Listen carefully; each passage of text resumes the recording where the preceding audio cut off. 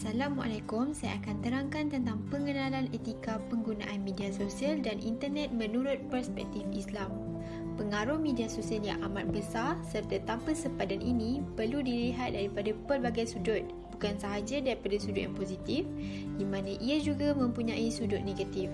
Kerana tanpa apa-apa sekatan, pelbagai info serta maklumat termasuklah hasutan, fitnah dan sebaran maklumat palsu dapat dibuat.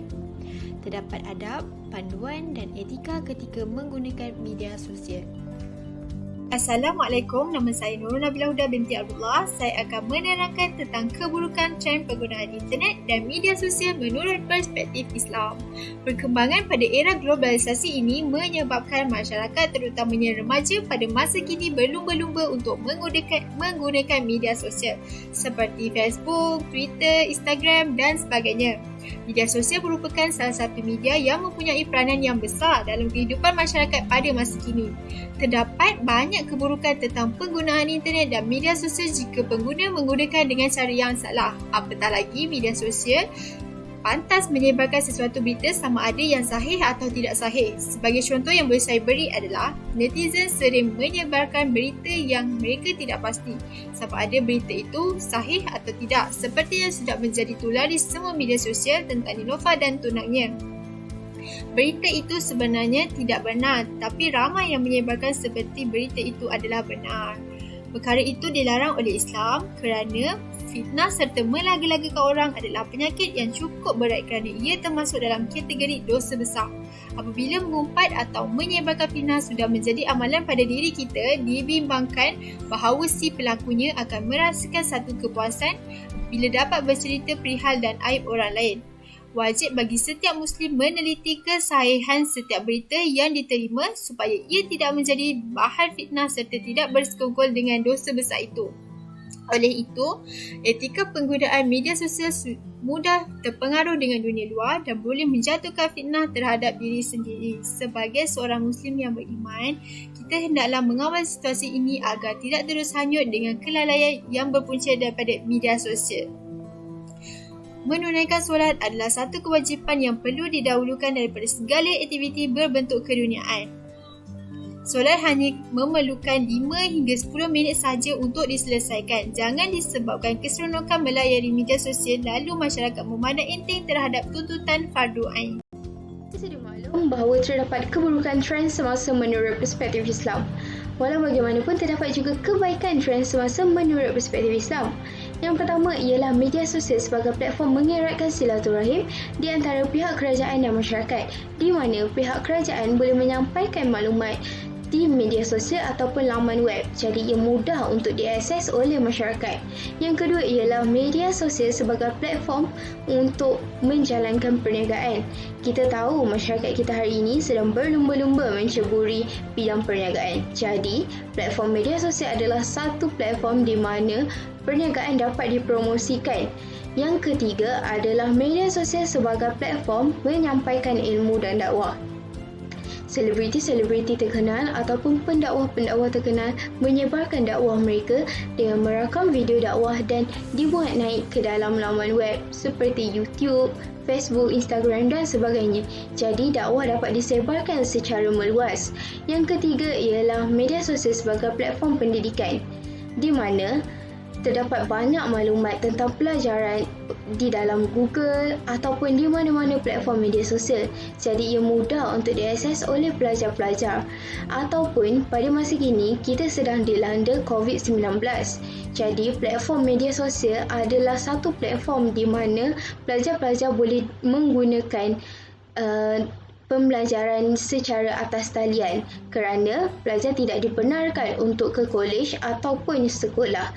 Jadi, itulah kebaikan-kebaikan media sosial ini kepada masyarakat kita hari ini menurut perspektif Islam. Disebabkan teknologi maklumat ini berkembang dengan sangat luas, ia perlu dititikberatkan dengan panduan-panduan yang betul bagi mengelakkan berlakunya penyalahgunaan yang boleh memberi kesan negatif kepada diri dan juga masyarakat sekeliling. Sebagai contoh, kebelakangan ini, penyebaran maklumat yang tidak sahih sering berlaku di dalam media internet. Ramai agamawan yang menggunakan media sosial ini sebagai satu tempat untuk mereka berdakwah. Namun begitu, ramai juga agamawan yang menyalahgunakan media ini dengan menyebarkan hadis-hadis palsu dan mempertahankan hadis tersebut. Kesan daripada penyebaran ini bukan sahaja mengancam kesucian agama Islam dan kesejahteraan umat, malah ia juga menyebabkan pergaduhan sosial di antara umat-umat Islam di negara tersebut. Oleh itu, sebagai umat Islam, kita mestilah sentiasa mengkaji atau merujuk kepada sumber yang sahih seperti Al-Quran sebelum menyebarkannya ke dalam internet atau mengamalkan hadis tersebut. Hal ini kerana agama Islam telah mengajar kita untuk sentiasa berhati-hati dan meneliti setiap berita yang kita dapati daripada internet, apatah lagi pada zaman sekarang, supaya ia tidak memberikan kesan yang negatif kepada diri dan juga masyarakat sekeliling.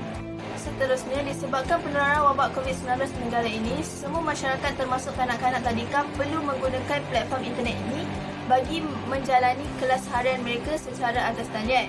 Selain itu, disebabkan kecanggihan teknologi yang sangat luas sehingga ke peringkat global, segala perkara sama ada positif atau negatif tiada batasan untuk berada di dalam media internet.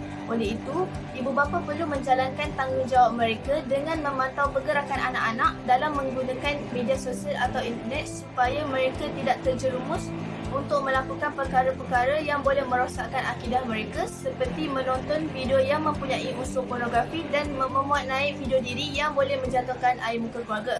Akhir sekali, batas dan privasi juga perlu dijaga oleh pengguna. Hal ini kerana masyarakat kini cenderung untuk meluahkan dan menceritakan masalah peribadi mereka secara terbuka bagi mendapatkan perhatian netizen yang lain. Wahai lebih teruk lagi, masalah rumah tangga dan keluarga juga telah dicanang dan dicerita tanpa ada perasaan malu. Perkara seperti ini tidak sepatutnya berlaku kerana di dalam Islam, hal-hal seperti ini adalah sangat sensitif dan perlu dibatasi. Banyak juga masalah keretakan rumah tangga yang berlaku disebabkan oleh kelekaan pasangan yang menggunakan media ini tanpa batasan.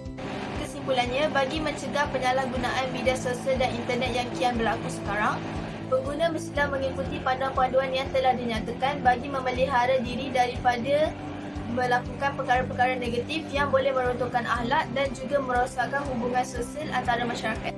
Sekarang kita akan membincangkan tentang adab dalam penggunaan internet dan media sosial dalam perspektif Islam. Adab berasal dari perkataan Arab yang bermaksud perbuatan, kebaikan, moral, sopan santun serta kemanusiaan. Adab dalam Islam memiliki aturan dan syariat yang melibatkan semua aspek kehidupan, contohnya adab memberi salam dan adab berpakaian. Oleh itu, jika diringkaskan, ketinggian adab dapat mencerminkan kepribadian individu dalam menekankan pendidikan Islam dengan sempurna. Pada masa kini, penggunaan internet dan media sosial menjadi kepentingan dan keperluan harian kepada masyarakat. Hal ini kerana internet dan media sosial memberi banyak faedah dalam penggunaannya.